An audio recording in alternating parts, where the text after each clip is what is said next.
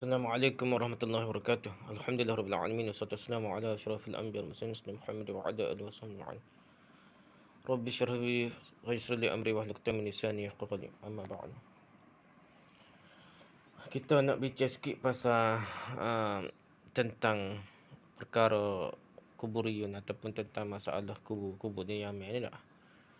Ya, daripada kita asal je kashful mubin an haqiqatil kuburiyin.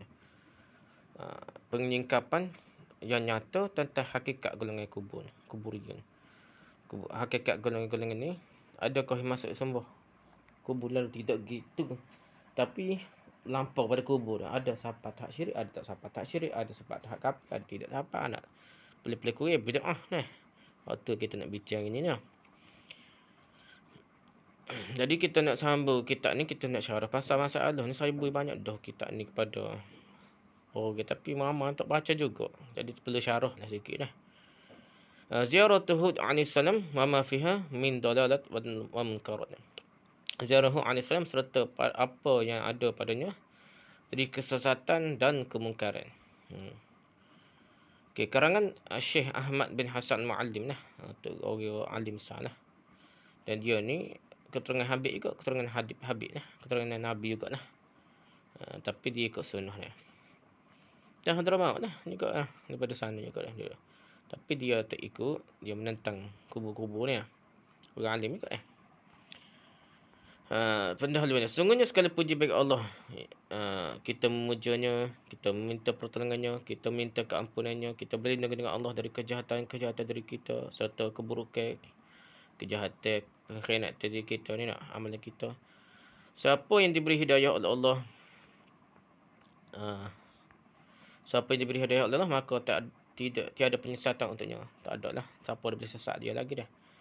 Dan siapa yang Allah sesatkan, tak ada lah petunjuk untuknya. Saya mengakui bahawa tiada Tuhan melainkan Allah.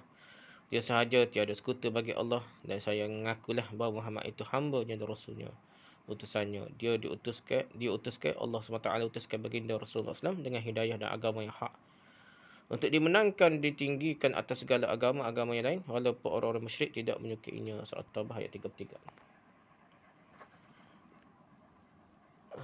A'udzubillahi minasyaitonir rajim. Ya ayyuhallazina amanu taqullaha haqqa tuqatih wa la tamutunna illa wa antum muslimun. Wahai orang beriman, bertakwalah kamu kepada Allah dengan sebenar-benar takwa, dan janganlah sekali-kali kamu mati melainkan dalam keadaan Islam. Surah Al-Imran ayat 102. Ya ayyuhan nasu taqu rabbakumul ladzi khalaqakum min nafsin wahidah wa khalaqa minha zawjaha wa batha minhuma rijalan katsiran wa nisaa'a. Wattaqullaha alladzi tasaaluna bihi wal arham innallaha kana 'alaykum raqiba. Wahai sekalian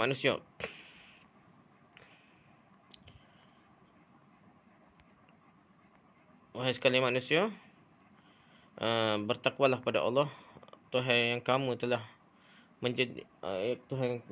menjadikan kamu bermula dari diri yang satu, iaitu Nabi Adam, dan yang menjadikan daripada Adam itu, Nabi Adam itu pasangannya, iaitu isterinya Hawa, mak kita, tok nenek kita dah.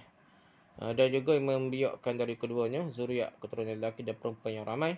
Dan bertakwalah pada Tuhan yang kamu selalu minta dengan menyebut-nyebut namanya, serta peliharalah hubungan silaturahim kaum kerabat, kerana sungguhnya Allah sentiasa memerhati mengasihi kamu. Surah Nisa ayat 1.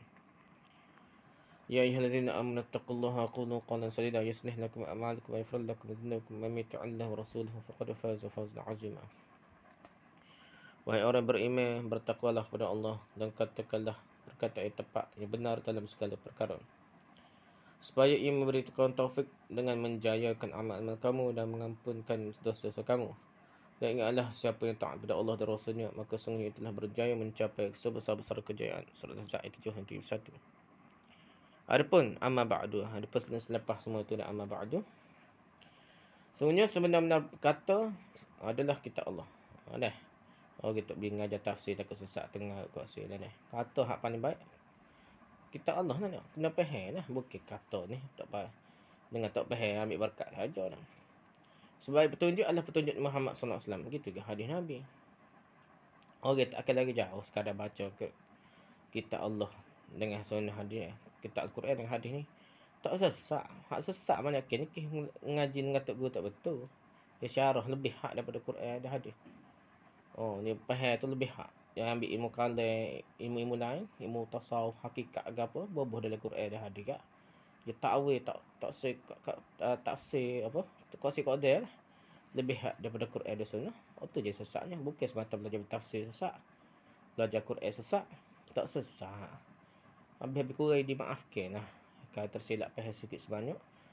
Kita lepas belajar dia. Tapi hak beratnya, hak mengaku ngaji dengan Tok Guru. Tok Guru tafsir Quran. Ikut ilmu hakikat lah. Ikut ilmu akal, ikut Aristotle lah. Hak lebih-lebih hak cara mikir. Sebab baik petunjuk Nabi Muhammad SAW, seburuk-buruk perkara adalah diada-adakan. Setiap yang diada-adakan adalah bid'ah. Dan setiap bid'ah adalah kesesatan, dan setiap kesesatan dalam neraka. Kemudian amal tu. Jadi hak ni ada kata bid'ah hasanah ke apa.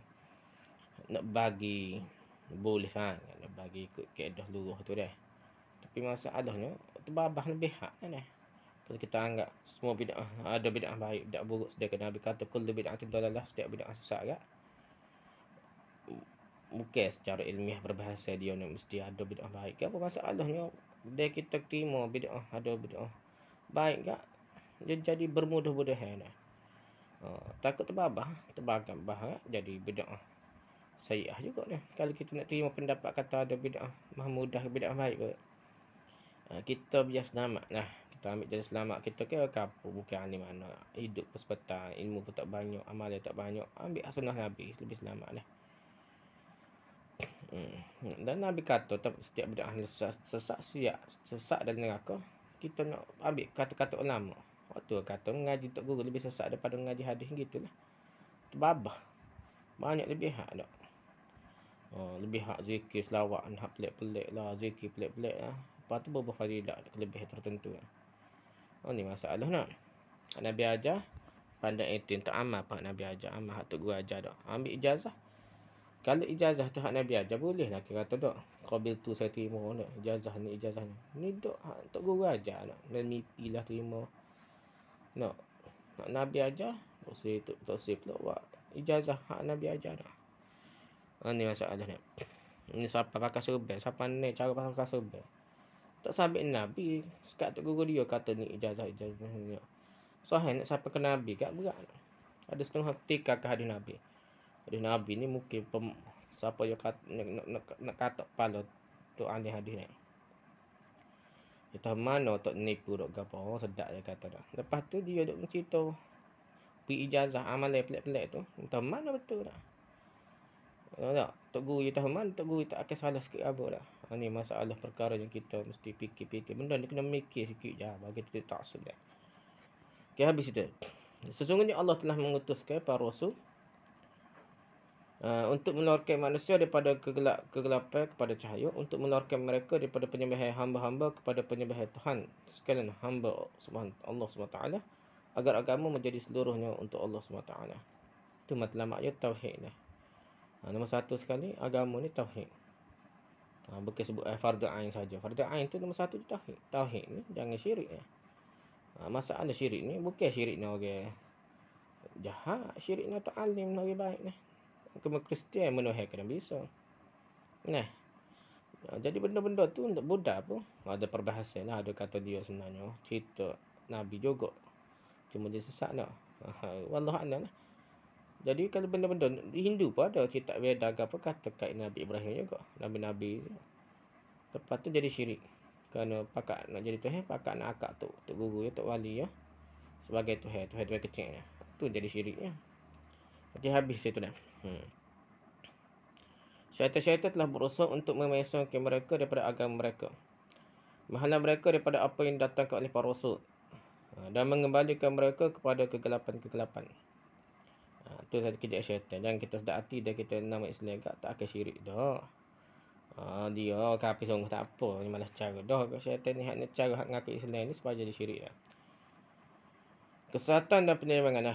Selepas perutusan Nabi Muhammad SAW, tiada lagi Nabi dan tiada lagi Rasul. Baginda penutup para Nabi, akan tetapi Allah telah menjanjikan memelihara agama, pemeliharaan agamanya, dan dengan pengekalan sekumpulan daripada umat Nabi Muhammad SAW di atas kebenaran. Mesti ada hak betul lah. Tidak semua sesat. Tidak memudaratkan mereka orang-orang yang memperkecilkan mereka, dan tidak juga orang yang menyalahi mereka. sehinggalah datangnya perintah Allah, dan mereka di atas keadaan tersebut juga. Rasulullah SAW telah mengkhabarkan bahawa Allah telah akan mengutuskan untuk umat ini pada permulaan setiap 100 tahun orang yang akan memperbaharui untuknya agamanya. Dan tiadalah perkara tersebut melainkan kerana banyak faktor-faktor permusnahan. Penyeru-penyeru kesesatan ramai sangat dah berada pada setiap jalan-jalan, dan dari dahsyat penyeru kepada kesesatan dan penyelewengan adalah orang-orang sufi kuburiyun. Bapak sufi ni masalah ni. Tu je boleh terima pelik-pelik tak. Ibn Taymiyah tak jelas apa. Dia tuduh Musyabbih Mujassimah sikit-sikit lah. Bila Ibn Taymiyah kata gitu tu yang cari payah. Nak cari kesatan kekafiran Ibn Taymiyah je kafir pun payah benar tak. Dia takwil, dia kata benda tak kata. Bila Ibn Taymiyah tu berjisim sebenarnya makhluknya tak. Alih tak. Ibn Taymiyah cerita ajar sesat ngomong kat atas Ibn Taymiyah tak. Tu perangai pokok ni tak. Tapi Sufi Tok Guru dia Ibn Arabi dah dalam kitab dia Susul Hikam lah dah. Dah jadi benda yang terang-terang. Begitu juga Al-Jili apa dah. Terang-terang lah, tak ada. Memang dia tak boleh kata kafir kena takwil. Ibn Taymiyah tu apa je tak boleh takwil benda hak terang tidak terang tu. Bukan gitu pun dah jelas dia cerita ajar sesat bukan pendapat dia. Negara atas Ibn Taymiyah dah. Tapi pokok ni Tok Guru dia kat Ibn Arabi dah tu. Al-Jili hak benda terang dah. Tafsiran Huwa, tafsir Isyari pun tak ada dah. Tafsir Huwa tu pada Nabi Muhammad. Qul huwallahu ahad. Bahaya Huwa tu nak kata Nabi Muhammad juga sekali Tuhan. Tak ada kita tafsir mana pun dah. Nak gomo juga. Sebabnya Tok Guru kata gitu dah. Tu kan belajar berguru sesat lagi dia baca kitab yang ini dah. Sebab apa? Pasal dia menutup akal dah. Tok Guru ni kira betul laku tutup akal. Kitab ayat buku-buku hujah dengan kuat dengan dalil dengan apa ni tak boleh pakat, tak faham nak belajar Tok Guru. Benda hak terang hak mudah tak nanti ke belajar Tok Guru, hak payah hak apa perlu penerangan dah. Tapi benda terang-terang karut ni kita baca buku kau dah baca siapa-siapa ayat pun benda tu karut Tok Guru kita ayat ilmu mana tak boleh terima benda yang jelas salah ni. Inilah benda-benda kena fikir dah. Banyaknya cerita-cerita sufi dah. Sufi kubur dia sebenarnya tidak gitu dulu tak. Sufi dulu ada. Dia bertentangan Asy'ariyah ke apa. Tapi masalah ni dia jadi benci ke Wahabi ni pakat sekali dengan Sufi falsafi yang telah disesatkan oleh ulama Asy'ariyah sekalipun. Jadi pakat padahal tak ada kaitan Sufi Asy'ariyah dengan Sufi tak ada kaitan dengan Sufi batini lah. Tapi jadi baik lah. Sufi kubur pun tak ada kaitan orang lain Sufi juga. Tapi tak ada apa besar kubur. Tok Guru pondok kita saya tengok dah ada tu. Ramai juga Tok Guru pondok kita tak buat kubur besar. Dia bahas subuh kubur ini habis Tok Guru yang besar kubur. Lepas tu takwil kata-kata Imam Syafi'i kata bu. Padahal kata tak boleh terang-terang kata tak boleh ni jadi boleh dah. Dah belik juga dah. Sufi kubur yang mengubah agama, membatalkan akidah dan memburukkan wajah Islam dengan apa yang mereka sebarkan dalam umat ini dari keberhalaan, khurafat, dari kejahilan dan kesesatan. Sekat mana kita nak pergi ya? Sekat tu lah dulu. Lepas ni kita sama mula. Nak pergi terus pada Hadramaut dah. Wallahu a'lam. Subhanakallah bihamdika. Subhanakallah bihamdika. Subhanakallah. Asyhadu an la ilaha illa anta astaghfiruka wa atubu ilaik. Assalamualaikum warahmatullahi wabarakatuh.